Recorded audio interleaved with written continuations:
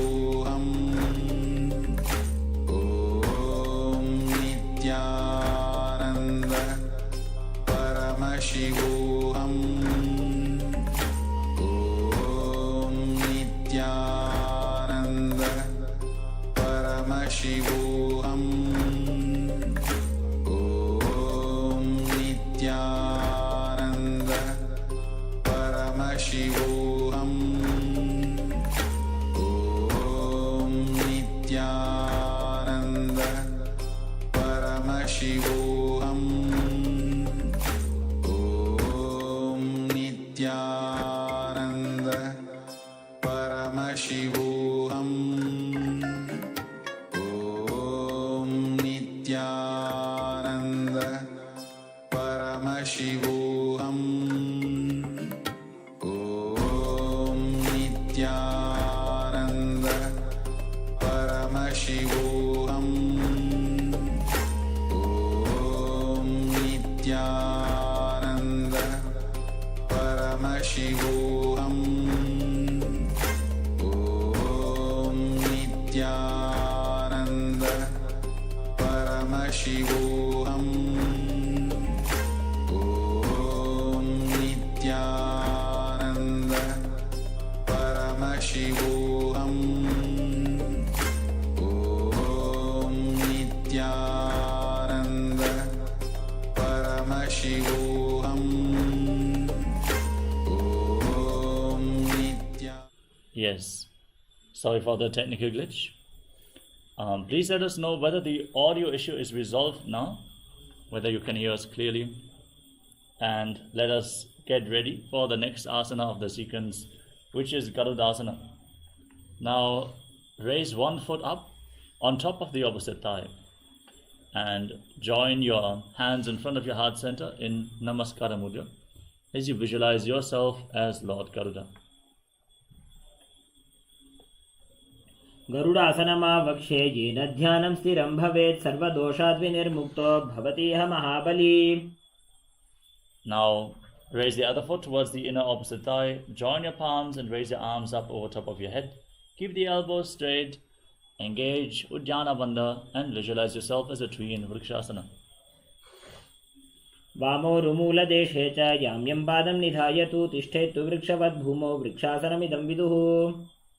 Now bring the rest foot on top of the opposite hip and join your palms in Namaskara Mudra in front of your heart center as you visualize yourself as Lord Garuda in Garudasana.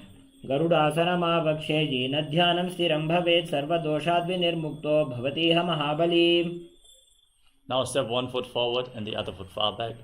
With the back toes facing sideways, extend your arms out, lean forward and down and place the front hand by the foot. Raise the other arm up towards the sky. Gaze up along the raised arm and visualize yourself as a triangle in Trikonasana. उत्तानपादं क्रौञ्चं च मरीचिं वीरभद्रकं नटराजं त्रिकोणं च सुप्ताङ्गुष्ठप्रसारणे. Rise up, exchange the position of your feet, and again lean down with the arms extended in a straight line. Gaze up and visualize yourself as a triangle in Trikonasana on the other side.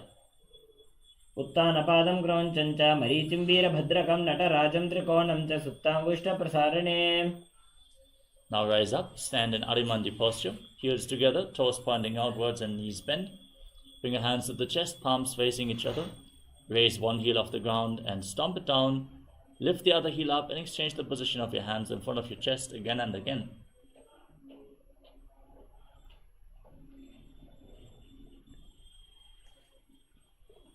Next up is Angushtasana. Lower your body down, raise your heels off the mat, tuck your toes and balance with your knees off the ground. Join your palms in Namaskara Mudra in front of your heart center and start buzzing like a bee on the in and exhalation in Brahmari Kumbhaka as you visualize Swamiji in Angushtasana. कबन्धासनमित्याहुः गोरक्षासनमेव च अङ्गुष्ठमुष्टिकं ज्ञेयं ब्रह्मप्रासादितं तथा. Next up is Saurasana. Now step one foot forward and keep your hands at the side of the body with the palms facing forward in Varamudra, fingertips barely touching the ground. Engage the Mula Bandha and visualize Swamiji in Saurasana. प्रसार्य एकं पादतलं संस्थापित्वेकपादकम्. Now lean forward and down, hold onto the big toe in Prana Mudra and the back heel with the other hand. Balance in this posture as you visualize Swamiji in Vidunanasana. गुल्भस्थितो पादमेकं प्रसार्य तत्पादाग्रं संस्पृश्य तत्करेण. Now exchange the position of the feet, extend the other leg forward. Keep your hands at the side, palms facing forward, and visualize Swamiji in Saudasana. प्रसार्य एकं पादतलं संस्थापयित्वा एकपादकम्. Now lean forward and down, hold on to the big toe in Prana Mudra and hold on to the back heel with the other hand as you visualize Swamiji in Vidunanasana.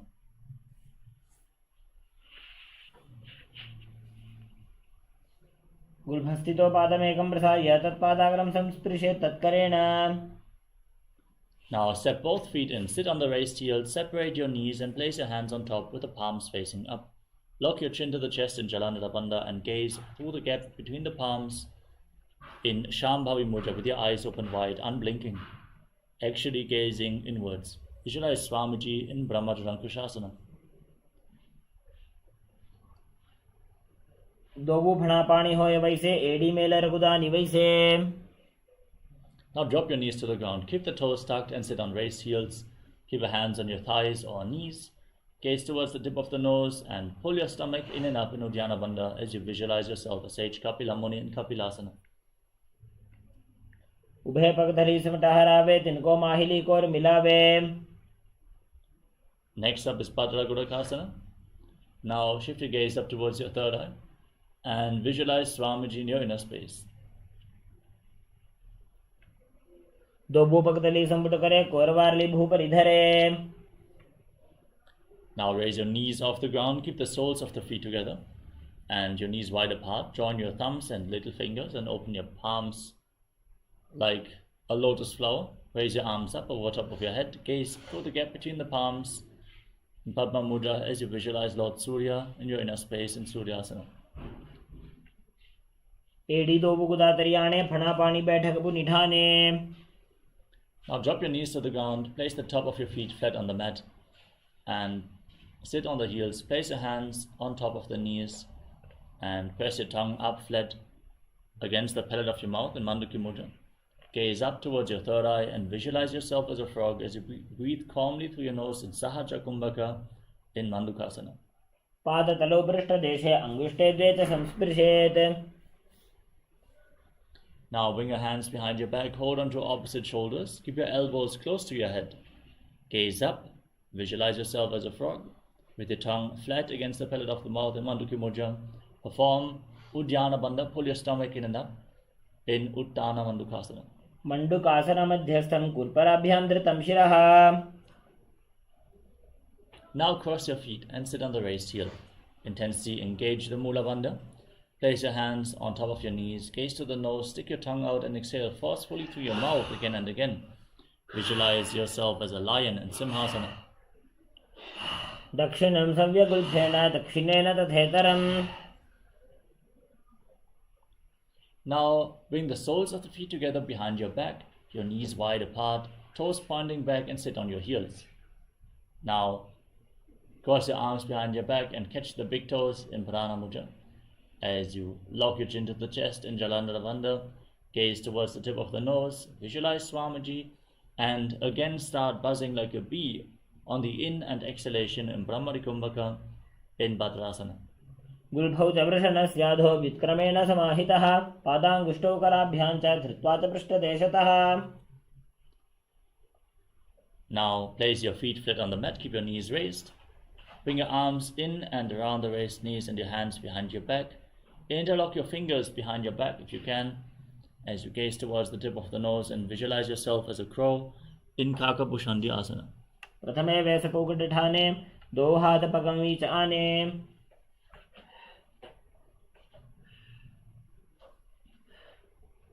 Next up is Kanipavasana. Now place your hands on the ground. Bring your knees onto your arms towards your armpits. Lean forward, straighten your legs and lift your feet off the ground. Balance on your arms as you visualize Swamiji in Kanipavasana. आसन को गुण आशी दुष्टा होई तो आछी होई. Now lean forward and down. Place your head on the mat. Keep your knees on your elbows, your hips above the shoulders. Raise your legs up straight into a headstand. You can lean against the wall for support if needed, as you buzz like a bee in Brahmari Kumbhaka and gaze to your nose, visualizing Swamiji in Kapali Asana. शीश शीशा धरती टेकी पगदोबू मिलिबा ऊंचा कुकरे. Gently lower your legs down. We will now move on to Rechaka Kumbhaka, the next pranayama. Exhale fully and hold your breath after every exhalation. As you squat down, with your palms on the ground, twist your body to one side and lean your knee and hip onto your elbows. Extend your legs out to the side as you balance on your arms. Gaze up and visualize yourself as a peacock in Parsvamayurasana. मयूरम दंडवत कुर्यान मायूरम दंड नामकम. Now twist your body to the other side. Again, align knee and hip with your elbows. Lean forward, extend the legs out to the side. Gaze to your third eye and visualize yourself as a peacock in Parsvamayurasana on the other side. मयूरम दंडवत कुर्यान मायूरम दंड नामकम. Now walk your hands forward. Step one foot outside the respective shoulder in between the two hands. Push your hip forward, raise your head, gaze up, and visualize yourself as Lord Kala Bhairava in Bhairaganathasana. आसन को गुण पीती जाई. Now step the front foot back and bring the other foot forward in between the two hands. Again, raise your head, gaze up towards your third eye, and visualize yourself as Lord Kala Bhairava in Bhairaganathasana on the other side.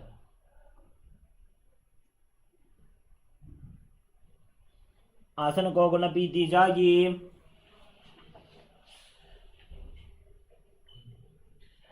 Now step both feet back and bring your forearms to the mat. Keep your hips raised, walk your feet slightly forward to raise your hips even more.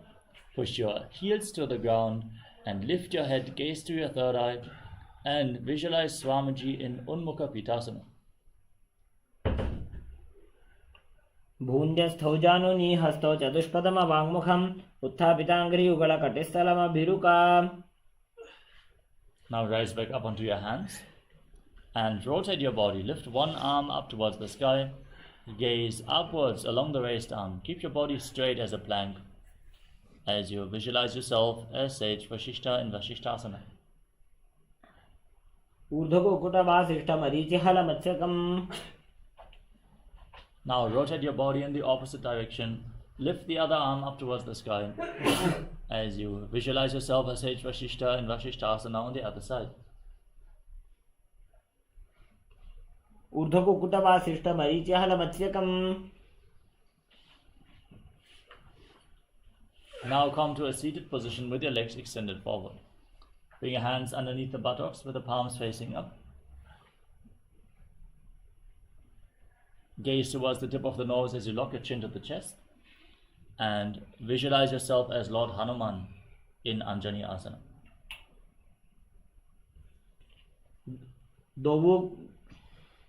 दोबो करकी उभय हथेली कोरवारली मैले भेदी.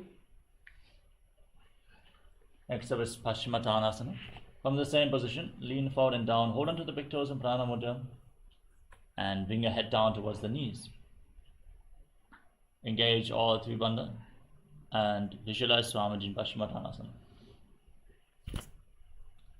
जानु परिललाटन्तु पश्चिमं तानमुच्यते. Next up is Ugrasana. Now, from the same position, slightly separate your knees and interlock your fingers around your neck as you lean forward and down and bring your head down in between the legs, elbows outside the knees. Engage Mahamudra Bandha as you visualize Goddess Kali in your inner space in Ugrasana. स्वपाणिभ्यां दृढं धृत्वा जानुपरि शिरोन्यसेत्. Now step one foot in towards your body with the knee raised, heel close towards the perineum. Bring the arm in and around the respective knee and interlock your fingers around your back as you bring your head towards the knee at front and visualize yourself as Sage Marichi in Marichi Asana. उत्तानपादं क्रौञ्चञ्च मरीचिं वीरभद्रकम्. Now drop the raise into the side. Keep the heel firmly pressed against the perineum and lean forward and down. Hold onto the front foot with both hands as you engage Mahamudra Bandha, gaze at the nose. Exhale, hold your breath and visualize Swamiji in Mahamudrasana. महामुद्रां प्रवक्ष्यामि तन्त्रेऽस्मिन् मम वल्लभे. Now Exchange the position of your feet. Step the other foot in towards your body with a knee raise. Bring your arm in and around the raised knee. Interlock your hands behind your back and visualize yourself as Sage Marichi Marichi Asana on the other side. उत्तानपादं क्रौञ्चं च मरीचिं वीरभद्रकं नटराजं त्रिकोणं च सुप्ताङ्गुष्ठप्रसारणे.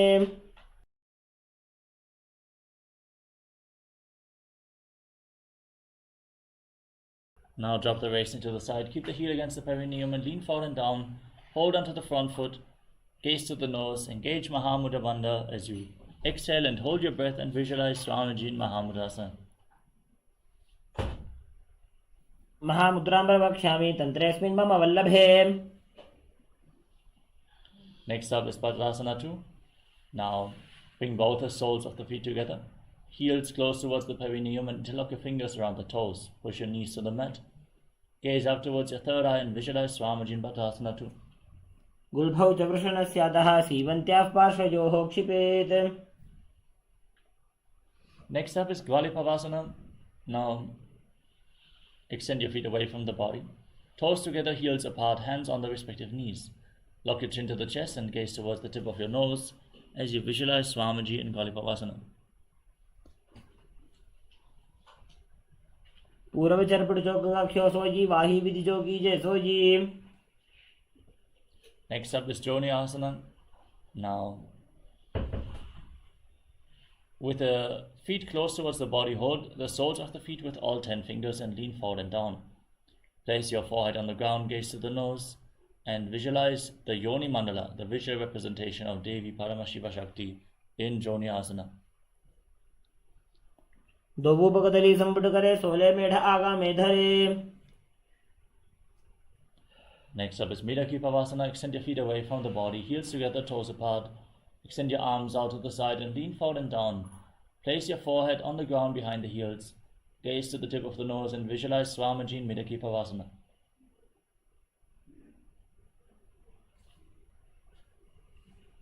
पूर्व विधि परिपकधली संपुट शोल एड़ी मिली राशे. Next up is Siddha Samadhi Asana. Bring your feet in towards your body, toes together, heels apart.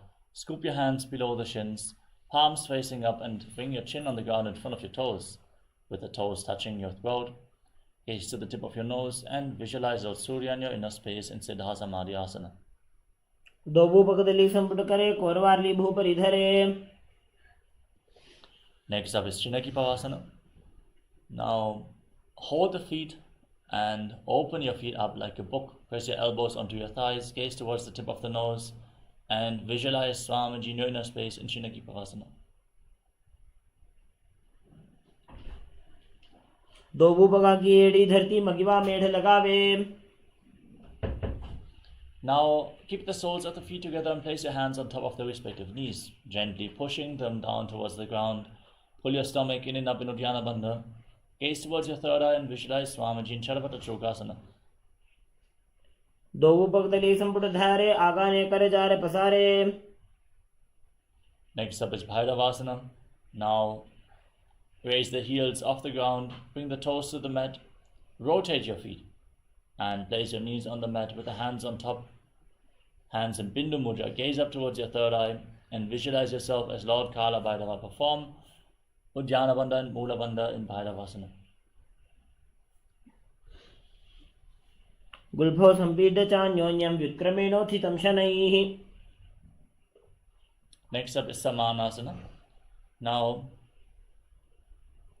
bring one heel against the perineum and lift the sole of the other foot against your chest. Gaze up towards your third eye and visualize Swamiji in your inner space as you exhale and hold your breath in the Muladhara chakra in Samanasana.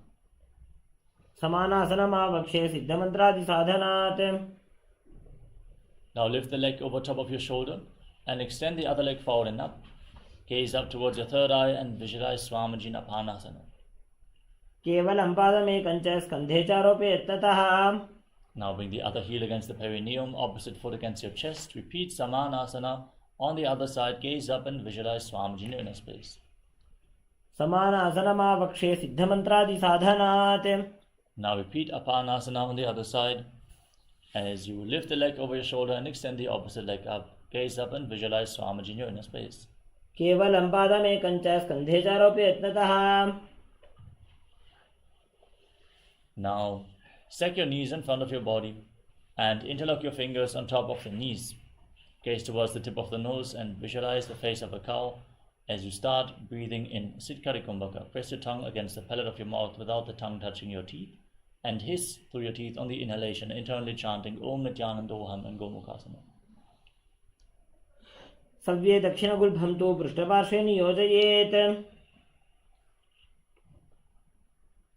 Now, hold onto the big toes in Prana Mudra, pull your stomach in and up in Uddiyana Bandha, and gaze towards the tip of your nose as you visualize yourself as Rishika Anasuya in Anasuyasana. दक्षिण घोड़ और नीचे उठाने, बाहों ताकि ऊपर आने. Now interlock your fingers behind your back and lean forward and down. Bring the chin over the knees, try to touch your nose to the mat. Lean forward as you gaze to the nose and visualize yourself as Rishika Anasuya in Anasuyasana too. जीवना गोदा की संधि, ऊपरी डावा गोड़ा की संधि. Rise up, step the right foot flat on the mat, the left heel against your perineum, hands on the respective knees, right knee against your chest. Gaze towards the tip of the nose and visualize yourself as Lord Garuda in Garudasana too. दाबो पकमोड़ी एड़ी माहिलो गुल्भमूलत बारनी चाहिए. Now raise your perineum onto the heel, interlock your fingers around your neck and twist your elbows outside the raised knee. Gaze up towards your third eye as you visualize yourself as Sage Narada in Naradasana. पृष्ठ वाम पगदली केरी भूपरिता ही लगावे फेरी. Now place the left foot on top of the right thigh and raise the right knee. Hold onto the right shin with the left hand and hold onto the right big toe with the right hand in Prana Mudra. Gaze towards your nose and visualize Matsya, the fish avatar of Lord Vishnu in Matsya Pitakasana.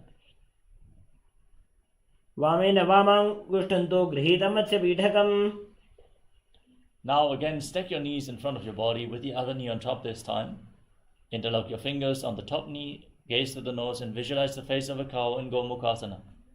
अनुशागिनकर पंचरम प्रशीलिन्दकल्यम्नि. Next up is Anasuyasana. Now with your knees stacked, hold onto the big toes in Prana Mudra, pull your stomach in and up in Uddiyana Bandha, gaze to the nose and visualize yourself as Rishika Anasuya in Anasuyasana. दक्षिण घोड़ और नीचे उठाने, बाहों ताकि ऊपर आने. Now interlock your fingers behind your back and lean forward and down. Try to touch your nose to the mat as you bring your chin over the knee. Gaze towards the tip of the nose and visualize yourself as Rishika Anasuya in Anasuyasana too.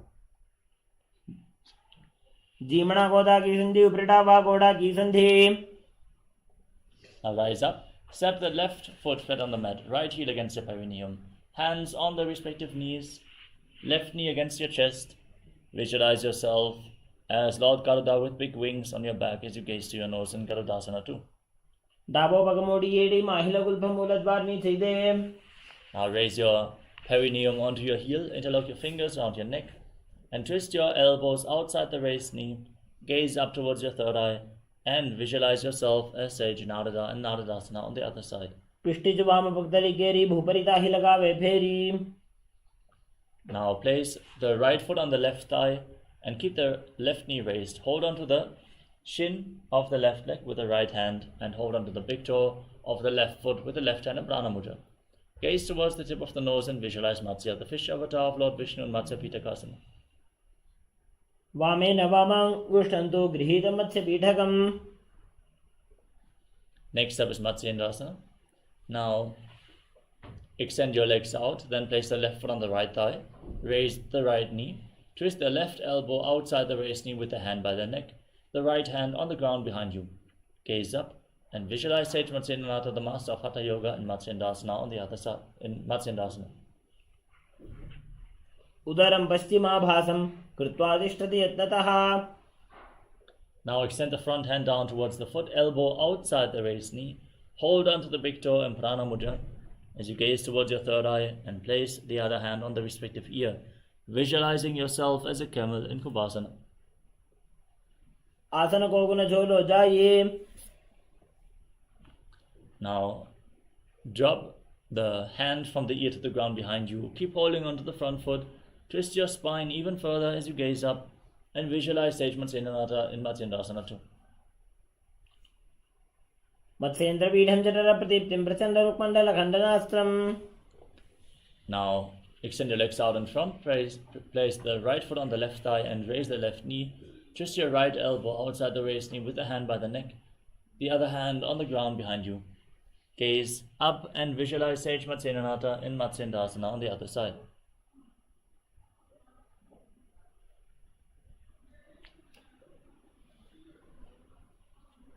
उदरं पश्चिमाभासं कृत्वा तिष्ठति यत्नतः.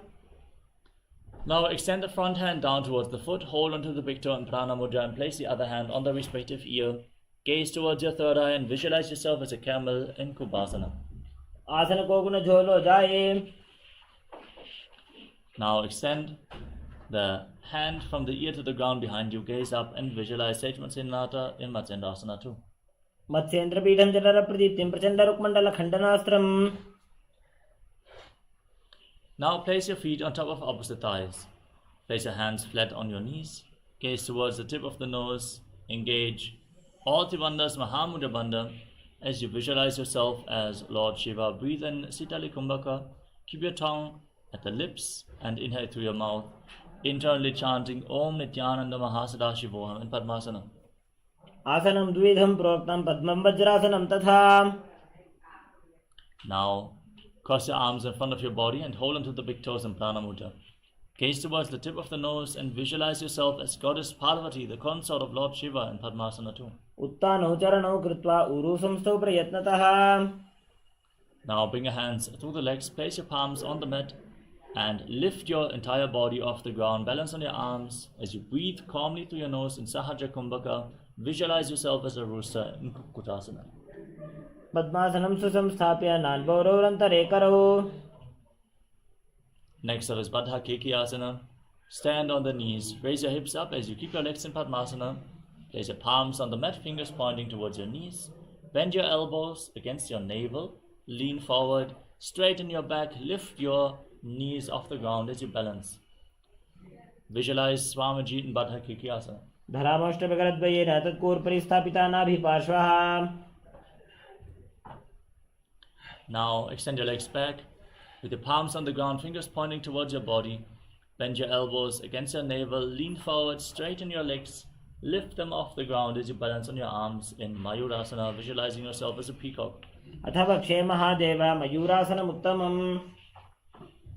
Now lay down on your stomach and interlock your fingers around your neck. Place your forehead on the ground and turn your feet so the toes are pointing to the side and the heels are touching the mat. Visualize yourself as a crocodile in Makarasana. अध्यासशेते हृदयं निधाय भूमौ च पादौ च प्रसार्यमानो. Now place your hands at the side of your shoulders and lift your legs off the ground completely, including your knees. Hold this position as you visualize yourself as a locust in Shalabhasana. अध्यासशेते करयुग्मवक्षो भूमिमवष्टभ्य करयोस्तलाभ्याम्.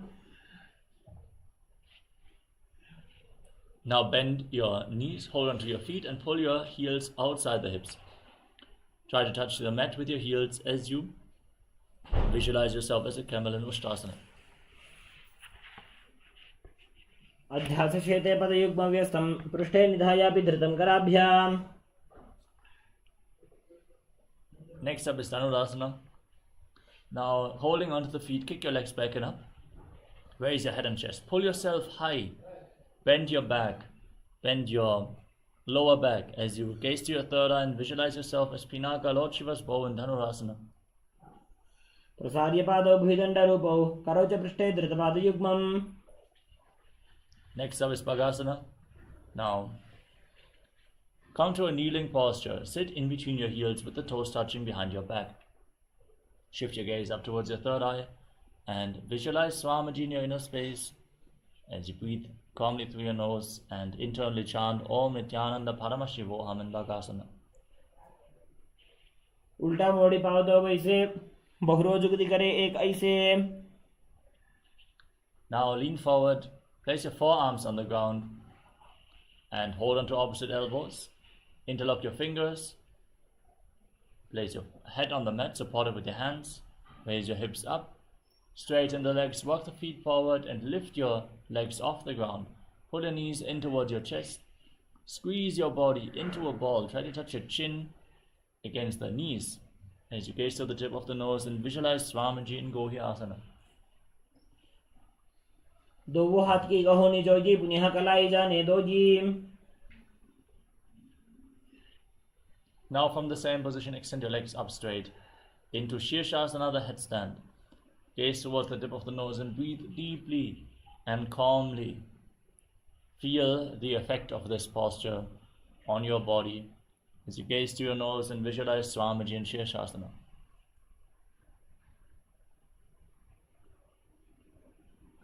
विपरीतं मण्डलं च द्विधैव विदितं हिनः।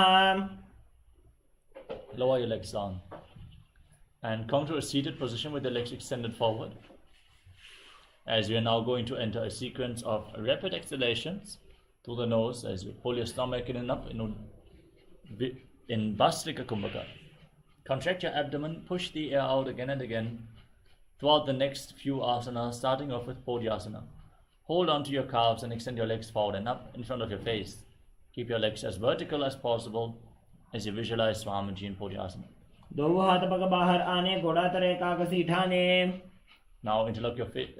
Cross your arms behind your back, hold on to opposite shoulders and extend your legs forward and up. Gaze towards your third eye and visualize yourself as a mace in Parigasana.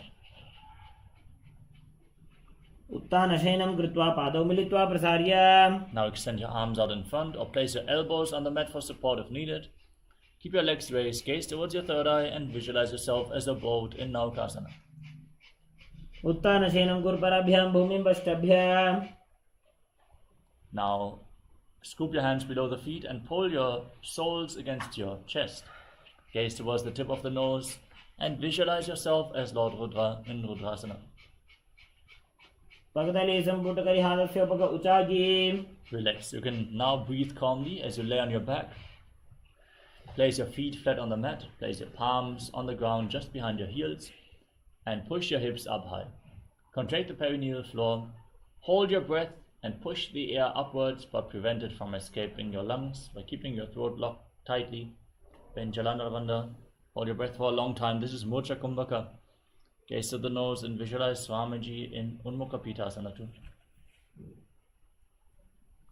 ऊर्ध्वे च जानुनी कृत्वा शवित्वोर्ध्वमुखं तथा उत्थाप्य हस्तौ तिष्ठेत्तु पीठ उन्मुख नामके. Now lay down flat on your back. Keep your hands at the side of the hips, palms facing up. Relax every single muscle of your body. Breathe calmly. Pull the Kundalini Shakti up along your spine from the Muladhara all the way to the Sahasrara Chakra in Shakti Chara Mudra. As you visualize your body is dead and Swamiji is liberating you. Internally chant the Mahavakya Om Nityananda Paramashivoham in Shivasana. उत्तानं शववद्भूमौ शयनं तु शवासनं शवासनं श्रमहरं चित्तविश्रान्तिकारणम्.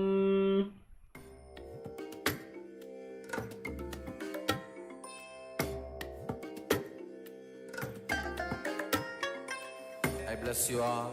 Let you all open all your three eyes and manifest the powers of Mahasadashiva. Om Nityananda Paramashivoham.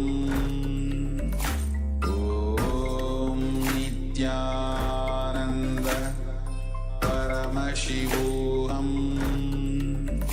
Om Nityananda Paramashivoham.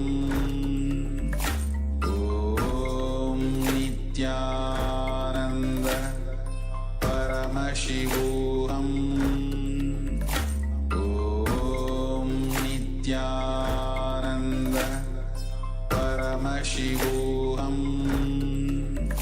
Om Nityananda Paramashivoham. Om Nityananda Paramashivoham. Om Nityananda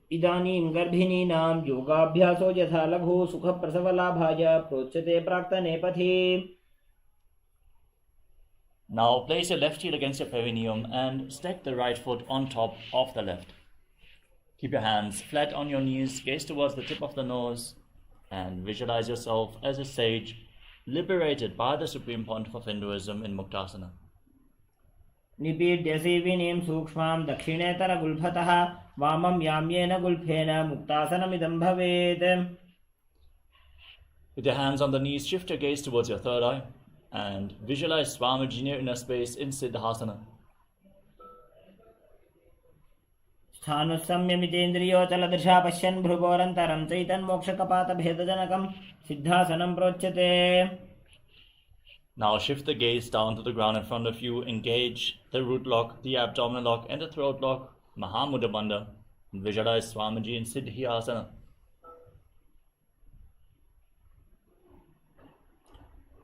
वामपादकीडीजानो सीवनिमधितासु कोठानो.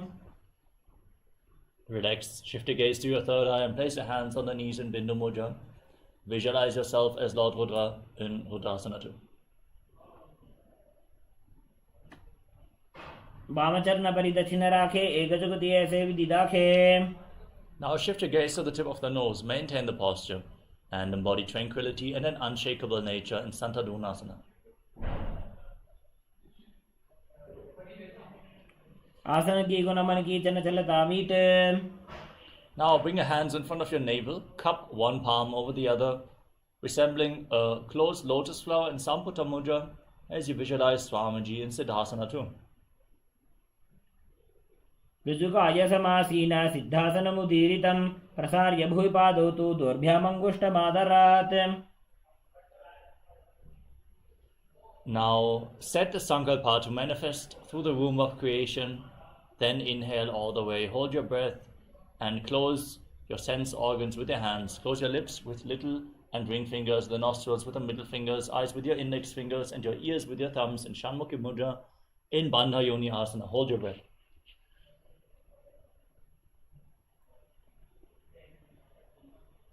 यत्र मध्ये महादेव बन्धयोन्यासने शृणु. Next up is Virasana. Now place the right foot on top of the left thigh and the left foot below the right thigh. Keep your hands on the knees in Bindu Mudra and gaze forward, embodying the state and space of bravery, Vira, in Virasana.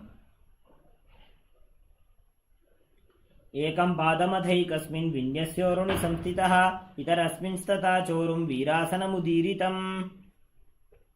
Maintain the position, but shift your gaze towards your third eye and visualize sage Valmiki, the great poet, author of Ramayana, in Valmikasana. दावा पग की बगथली पुनि एड़ी है जोय. Now place your hands flat on your knees. Shift your gaze towards the tip of your nose and visualize Yoni Mandala, the visual representation of Devi Paramashiva Shakti herself in Joni Mudrasana. वामपाद की बगथली जाहि माहिली core. Now shift your gaze up towards your third eye. Keep visualizing Yoni Mandala in Yoni Asana. योन्यासनं पर्वतेन योगं योगफले नीलं तत्कालफललं तावत् खेचरो यावदेव हि.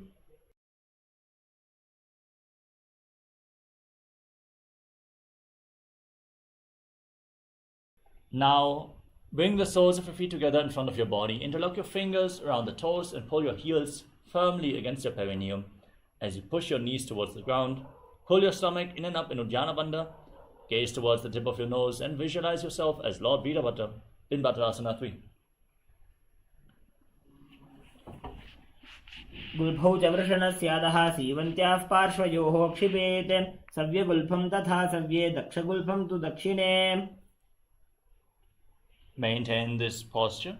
Shift your gaze up towards your third eye and curl your tongue back and push it up in Kichari Mudra as you keep the left hand on the respective knee and cover your mouth with the right hand. Close the left nostril with the index finger. Then inhale through the right nostril, close both nostrils. Then exhale through the left. And again, inhale through the left, close both nostrils, exhale through the right. Again and again, interchanging the direction of the breathing flow in Abhyanta Kumbhaka. as you visualize yourself as an Agori in Agorasana. पूर्व कहो भिश्रिका जोई वाही विधि जोगी जैसोई. Next up is Kanadi Parasana. Slightly extend the feet away from the body. Keep the heels separate. Your elbows down on the heels. Rest your chin on your hands. Gaze towards the tip of the nose. And pull your stomach in and up as you exhale fully. And hold your breath after the exhalation in Rechaka Kumbhaka. Visualize yourself as a female elephant drinking water in Kanadi Parasana.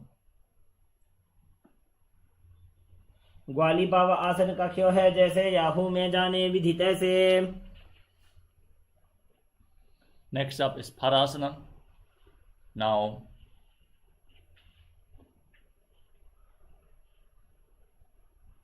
scoop your hands below the feet and interlock your fingers. Lift your feet off the ground. Balance as you gaze to your nose and visualize Swamiji in your inner space. ततोर्ध्वम्रे च येद् वायुं मृदुनिश्वास संयुतम्. Now, free your arms and interlock your fingers around the toes from the top.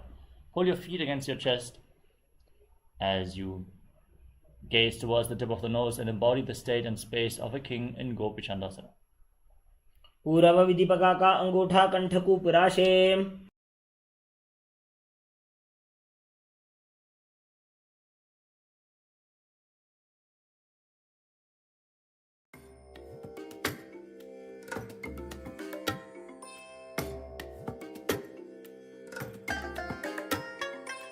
I bless you all. Let you all open all your three eyes and manifest the powers of Mahasadashiva. Om Nityananda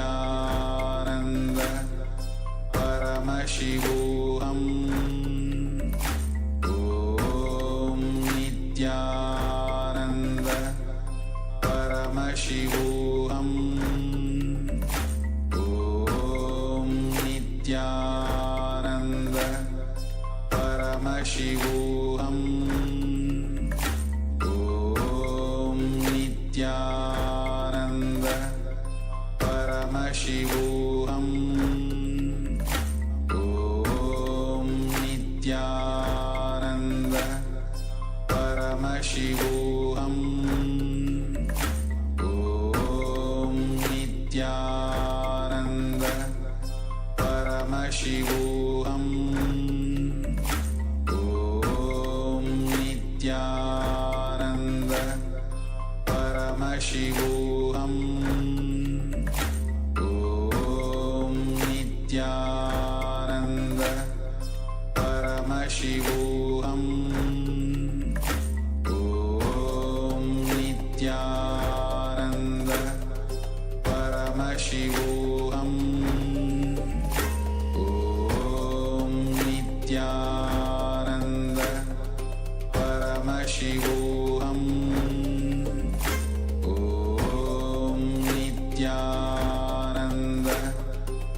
Paramashivoham. Om Nityananda Paramashivoham. Om Nityananda Paramashivoham. Om Nityananda Paramashivoham. Om Nityananda Paramashivoham. Om Nityananda. Yes, sorry for the technical glitch. Let us now move on to the next asana of the sequence, which is Udarasana. Again, scoop your hands below the feet, interlock your fingers around the toes from below, and pull your feet against your chest. Rest your chin on the hands, gaze towards the tip of your nose, and visualize your body free from any defects in Udarasana. दोगो पगदली संपुट ठाने उभय हस्त करियोर दहिताने. Now lift your feet higher up in front of your face. Keep your fingers interlocked in front of your forehead and visualize yourself excelling in everything in Vishishtasana. दोगो पगदली जोड़ी संपुट करे. Now lift your legs over top of the respective shoulders. Bend your elbows up and hold onto your neck with your hands as you visualize yourself as a cobra in Bhujasana. शिरासनं तु विज्ञेयं कक्षासनम् अतः परं ग्रीवासनं च परमं भुजासनमिहोच्यते. Now bring your hands below your lower back and interlock your fingers behind your back if you can. Balance and gaze towards the tip of the nose as you visualize yourself as a beautiful, auspicious goddess in Kalyanasana. दो हाथ पगों नीच आने, तिनको गोड़ा नीचे ठाने. Next up is Sankatasana. Now place the top of the left foot on the mat, sit on the left heel and stack the right knee over top, heels outside the opposite hip. Keep your hands on opposite knees, gaze forward in Vaishnavi Mudra without focusing on anything happening externally. Visualize yourself as an elegant swan and breathe in Ujjayi Pranayama. Inhale through your nostrils and your mouth. Keep your throat locked and make an ocean-like sound from your throat. Exhale again through the nostrils, keeping the throat locked, making the ocean-like sound on the exhalation as well. In Sankatasana. वामपादं चिदेर्मूलं सन्न्यस्य धरणीतले पाददण्डेन जाव्येन वेष्टयेद्वामपादकम्. Next up is Dhenukasana. Now, slide the left foot outside the hips, sit in between your heels. Keep your hands on top of the knees. Pull your stomach in and up and visualize a cow in your inner space in Dhenukasana. अनुशागिनगरपञ्चडं वृषीलिन्दकल्यम्नि. Next up is Machandasana. Now, slide the right foot on top of the left thigh and place the left foot on the right knee. Bring your left arm behind your back. Twist your spine. Hold on to opposite thighs and gaze towards your third eye as you visualize Swamiji in Machandasana. वामजङ्गपरदक्षिणठाने वामहस्तपिष्टीति आने. Untwist your spine and hold on to the big toes. Lean forward and down and place your forehead on the ground, visualizing Swamiji in Machandasana too. प्रथमजी मनोचरण जजोजी वामजङ्गपरिराखे sooji. Rise up. Now interlock your fingers and place them on the left knee. Engage Mahamudra Bandha and visualize your Guru Swamiji in Guru Asana. ऊर्मूले इतरपादस्य कनिष्ठिका प्रदेशगुल्भं संस्थाप्य. Next up is Sankatasana. Now, again, sit on the right heel this time and set the left knee over top, the left heel outside the opposite hip. Hands on opposite knees, gaze forward and visualize yourself as an elegant swan. वामपादं चिदेर्मूलं सन्न्यस्य धरणीतले. Now slide the right foot outside the hip, sit in between your heels and keep your knees stacked, hands on top. Pull your stomach in and up and visualize a cow in Dhenukasana. अनुशागिनगरपञ्चडं वृषीलिन्दकल्यम्नि. Now place the left foot on the right thigh, the right foot on the left knee. Twist your right arm behind your back and hold on to opposite thighs. Twist your spine, gaze up and visualize Swamiji in Machandasana. प्रथमजी वामजङ्गपरदक्षिणठाने वामहस्तपिष्टीति आने. Untwist your spine, hold on to the big toes and lean forward and down, visualizing Swamiji in Machandasana too. प्रथमजी मनोचरण जजोजी वामजङ्गपरिराखे sooji.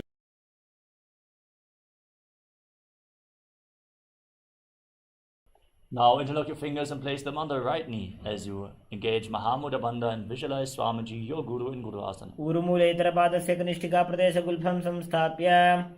Now place your feet flat on the mat and pull your knees against your chest with your hands. Gaze to your third eye, curl your tongue back and push it up in Kechari Mudra as you visualize Swamiji in Pashasana. पादतले भूमो निधाय जानन्यूरसि निधाय. Now hold on to opposite wrists and rest your chin on your knees. Gaze to the nose and visualize yourself residing in an abode of bliss in Bodha Shokasana. दो भूपगदली भूपरिधरे कोरमाहिलिये सेकरे. Now bring your hands below the knees and hold on to opposite elbows. Gaze to your nose, curl your tongue back and up. Visualize Swamiji in Kudakatasana. दो हाथ पग बाहर ल्यावे, गोड़ा नीचे ले टहरावे. Now cross the right ankle over the left with the toes pointing up.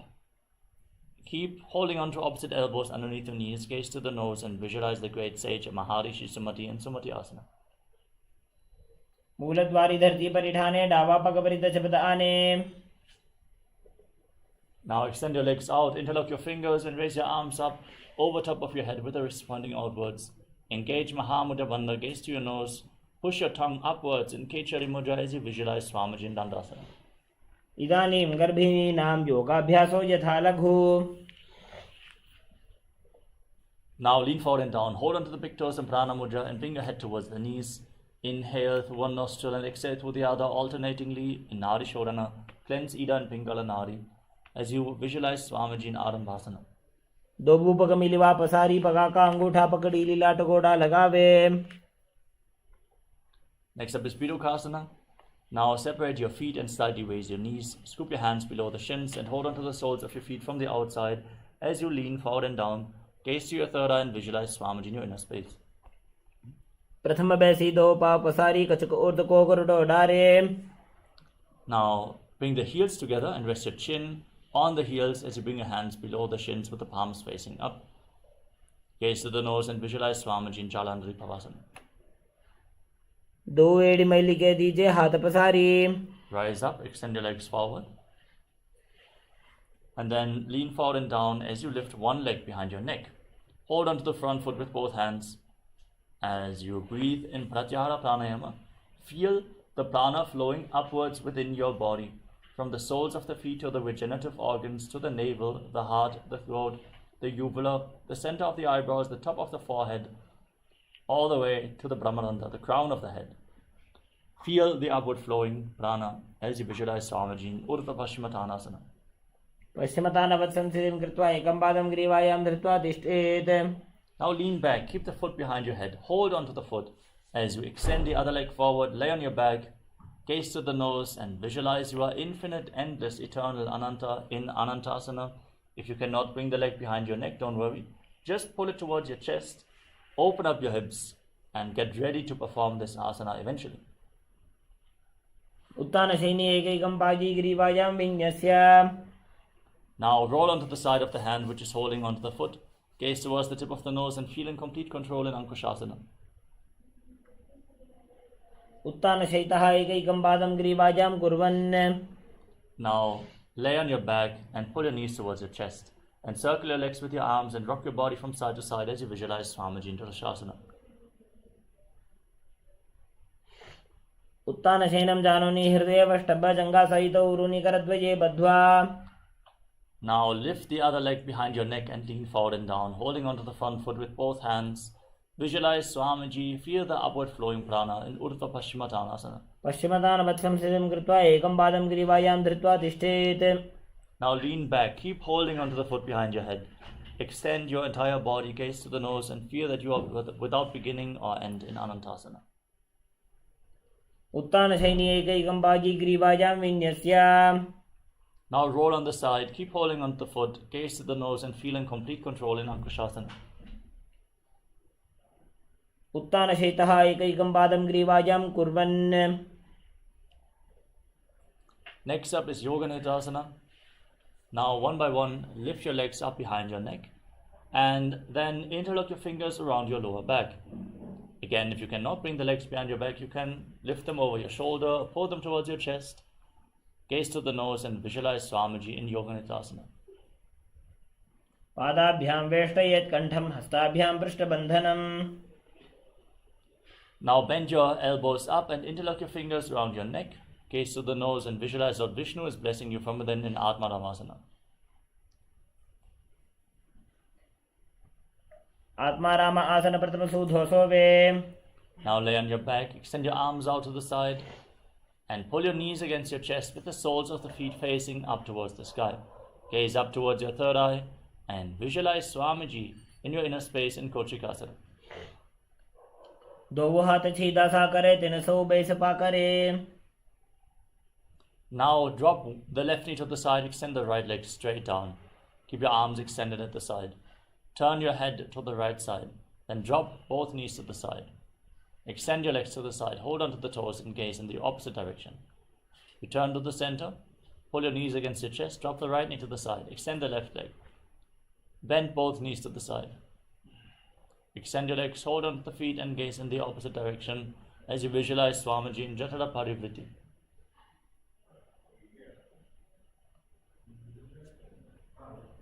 परिवृत्ति कुक्षि भागे त्रिदाहि परिकीर्तितः. Now place your feet flat, the knees raised. Hold onto your ankles and push your hips off the ground.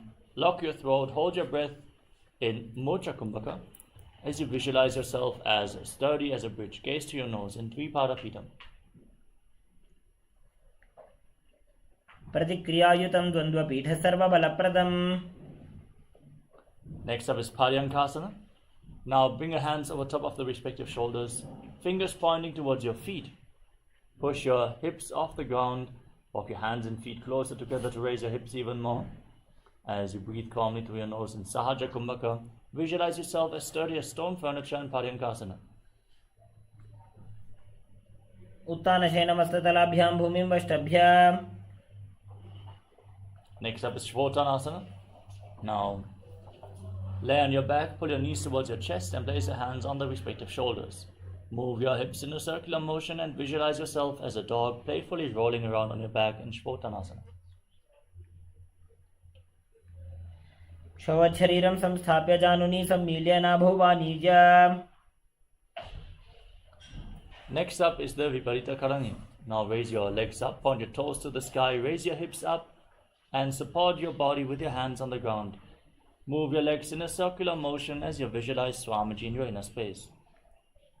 भूतले सशिरो दत्त्वा खेनये चरणद्वयं विपरीतकृतिश्चैषा सर्वतन्त्रेषु गोपिता. Next up is Viparita Karani. Now stop the movements of your legs in Viparita Karani 2 as you visualize Swamiji in your inner space. Karni विपरीताख्या सर्वाधिव्याधिनाशिनी. Next up is Langarasana. Now drop the toes down over top of your head, touching the mat. Interlock your fingers behind your back and visualize yourself as a plow in Langarasana. नरकासने स्थित्वा नासिकाप्रदेशे भूमौ पादपृष्ठे स्थाप्य. Now hold onto the feet over top of your head and breathe in Mocha Kumbhaka as you visualize Paramashiva in one of the 84 asanas revealed directly by Lord Paramashiva himself, Shaita Paschimottanasana. पश्चिमतानं श्रियत्वात् कुर्वीत शैतपश्चिमतानकम्. Now separate your feet over top of your head. Keep holding onto the feet, hips above the shoulder levels for balance as you visualize Swamiji in Supta Konasana. परिवृत्ति कुक्षि भागे त्रिदाहि परिकीर्तितः. Now join the feet together over top of your head, hold onto your ankles and roll onto your back, visualizing yourself as a chakra, a wheel in Chakradasana. शवासनस्तद्वौ पादौ कुर्यान्मस्तकतः परो व्युत्क्रमेण ततः शीघ्रमेतत् सर्वस्य साधनम्. Now lay on your back, keep holding onto the big toes in Prana Mudra. Extend your legs up vertically and then separate your legs wide to the side. Keep your knees straight and breathe in Ujjayi Pranayama as you visualize Swamiji in your inner space in Supta Prasarita Parangushtasana. उत्तानपादं क्रौञ्चं च मरीचिं वीरभद्रकम्. Join your feet back together, keep holding onto the big toes, arms and legs straight. Visualize Swamiji in Supta Parangushtasana. उत्तानपादं क्रौञ्चं च मरीचिं वीरभद्रकं नटराजं त्रिकोणं च सुप्ताङ्गुष्ठप्रसारणे. Next up is Matsyasana. Cross your legs into Padmasana. Hold on to opposite elbows over top of your head. Gaze to your nose and visualize Matsya, the fish avatar of Lord Vishnu. मुक्तपद्मासनं कृत्वा उत्तानशयनं चरेत्. Next up is Parasharamasana. As you lay on your back with the legs in Padmasana, place the back of the right hand over top of the left palm over top of your head. Gaze to the tip of the nose and visualize Lord Rama in your inner space.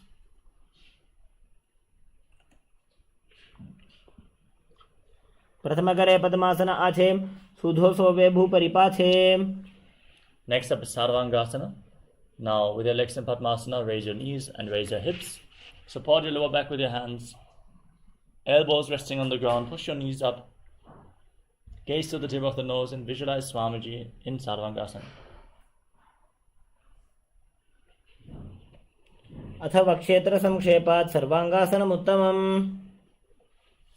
Now lay down on your back. Keep one foot on top of the opposite thigh and pull your knees up towards your chest. Extend your arms over top of your head. Hook your fingers forward. Lock your throat in Jalandhara. Gaze to the third eye and visualize yourself as a scorpion in Vrishikasana. प्रथमशयन सुधो शिशिकेशिके सन्धि सुदाखे. Exchange the position of your feet. Repeat Vrishikasana on the other side.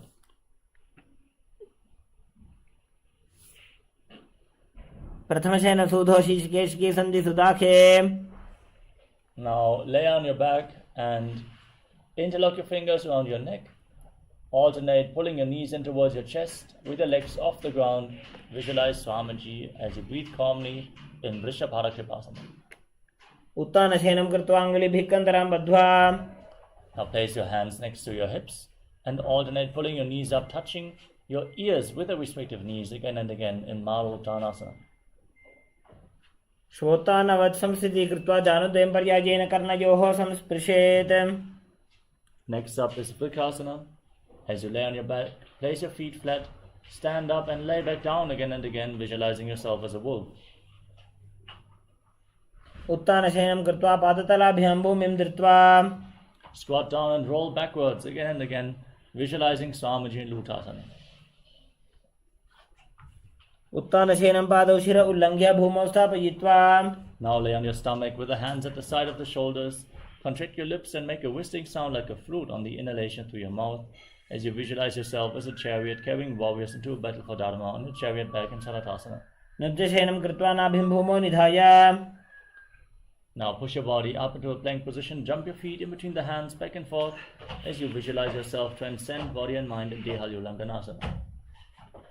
हस्तद्वयं बद्ध्वा तन्मध्ये चरणद्वयम् उद्दानैव बहिरानीय.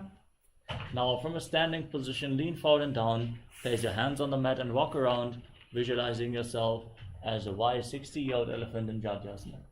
अथ जात्यासनं वक्षे येन जाति स्मरो भवेत्. Next up is Loitika Karana. From Arimandi position, raise your arms to the shoulder level. Rotate your arms around your body as you move your head in all directions. Open up your chest in Lolitika Karana.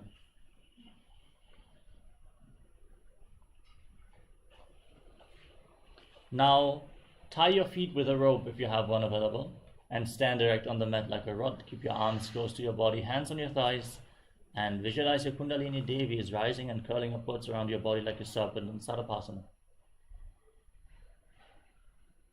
अथ सर्पासनं वक्षे वायुपानाय केवलं शरीरं दण्डवत् तिष्ठेत् रज्जुबन्धस्तु पादयोः. Next up is Ushta Sadhanasana. Now lean forward and down, hold on to the toes from the front with your hands and fists. Walk around on the mat, visualizing yourself as a camel. मुष्टिकनिष्ठिकाप्रदेशेन भूमौ निधाय उपरि पादतले संस्थाप्य. Hold your toes from the side and walk around on the mat, visualizing yourself as a horse in Ashvasana. मुष्टिकनिष्ठिकाप्रदेशेन भूमौ निधाय उपरि पादतले संस्थाप्य.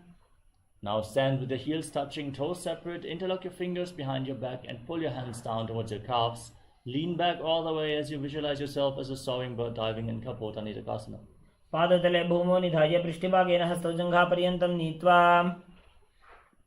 Now stand in Arimandi and join your hands in Namaskara Mudra in front of your heart center. Bow down to one side, raise the respective heel, and open up your palms again and again on both sides, visualizing yourself holding a bouquet of flowers and offering it to Paramashiva and Talapushpa Puram Karana.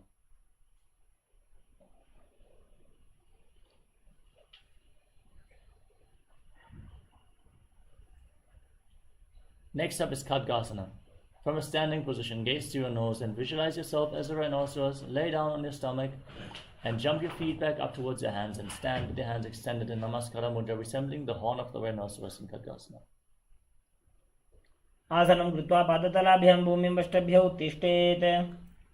Now stand on your mat, hold on to weights to intensify this asana as you squat down or sit down all the way and stand back up again and again. Gaze to your nose and visualize Swamiji in the Uttana Uttana. पुनः पुनः उत्थातव्यमसितव्यमिति उत्थानोत्थानं भवति. Now raise your arms up over top of your head and jump repeatedly, visualizing yourself as a mace in Musalasana. सरलं स्थित्वा ऊर्ध्वं बाहु नयेत्. Now pull one foot towards your chest and sit down and stand back up with the other leg alternating on both sides. Gaze to your nose and visualize Swamiji in Utshirshakasana.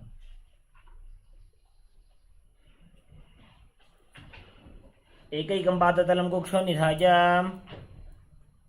Now keep the toes of the right foot pointing outwards and lift the left knee towards your chest, encircling it with the respective arm, the hand in a fist, the other hand on the thigh in Parshvajanukarana.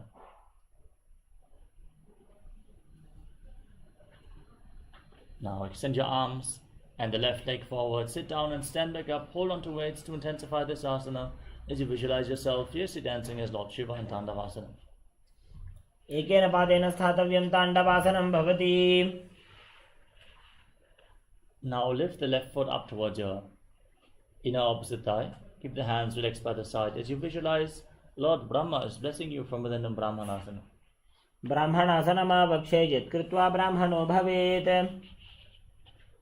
Bring the left foot over and around the right knee, tuck the toes behind the calf. Bring the left arm below the right and join your hands in Namaskara Mudra, visualizing yourself as Lord Garuda in Garudasana 3. उत्तानकूर्मपीठं च सिंहस्गारुडमेव च. Now place the left foot on the right thigh and keep your hands at the side, visualizing Swamiji in Ekapadasana. दक्षाङ्घ्रिं वामपादस्य जङ्घोपरि निधाय च. Next up is Taruvasana, the pole-star posture. Hold on to the big toe of the left foot, extend the leg out of the side as you rotate quickly, visualizing yourself as the North Pole-star in Taruvasana.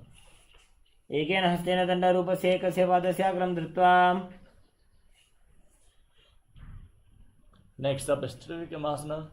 Now lift the left leg behind your neck, stand tall, sit down and stand back up. Perform the 3 steps of Lord Vishnu in Trivikramasana. ग्रीवायां पादं संस्थाप्य स्थातव्यम् उत्थातव्यं त्रिविक्रमासनं भवति.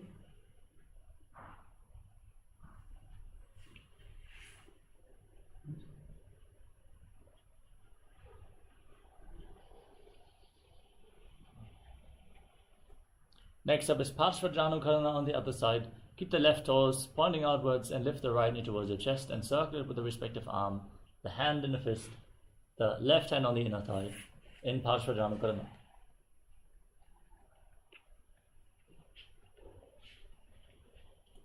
Now repeat Tandavasana on the other side. Extend the right leg, sit down and stand back up, visualizing yourself dancing as Lord Shiva. एकेन पादेन स्थातव्यं ताण्डवासनं भवति.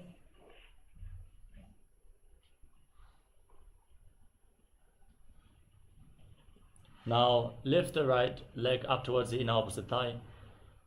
Heel against the perineum, hands at the side and visualize Lord Brahma is blessing you in Brahmanasana. ब्राह्मणासनमावक्षे यत्कृत्वा ब्राह्मणो भवेत्. Now bring the right leg over and around the left knee, tuck the toes behind the calf, bring the right arm below the left and join your arms in Namaskara Mudra as you visualize yourself as Lord Garuda in Garudasana 3.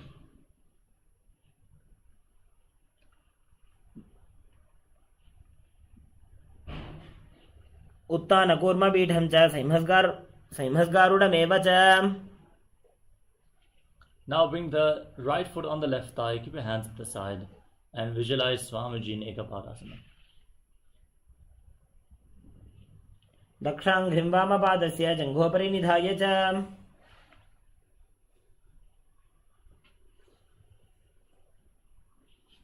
Now hold on to the big toe of the right foot, extend the leg out to the side as you rotate quickly on the standing leg, visualizing yourself as the North Pole star in Dhruvasana on the other side. एकेन हस्तेन दण्डरूपस्य एकस्य पादस्याग्रं धृत्वा. Now repeat Trivikramasana on the other side, lift the right leg behind your neck, stand up, sit down and stand back up. As you perform the 3 steps of Lord Vishnu, visualize Lord Vishnu is blessing you from within. ग्रीवायां पादं संस्थाप्य स्थातव्यम् उत्थातव्यं त्रिविक्रमासनं भवति.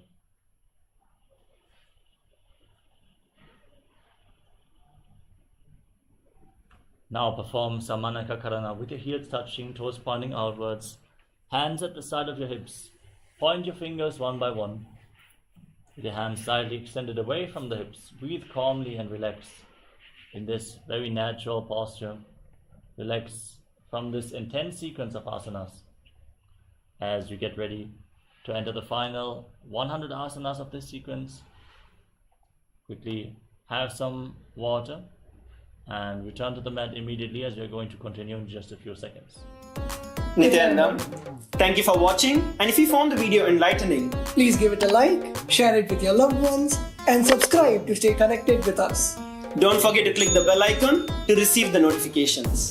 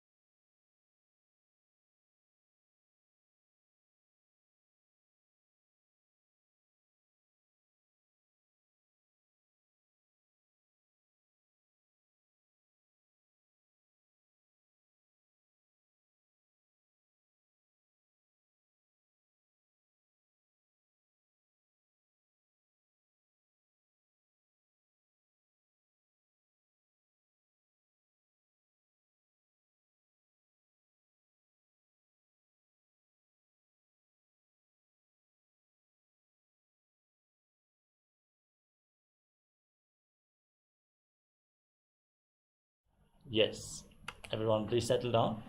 And let us move on to the next asana of the sequence, Godak Anjali Asana. Separate your feet and squat down. Bring your arms from the outside in between the legs. Interlock your fingers in front of your navel in Parasha Mudra.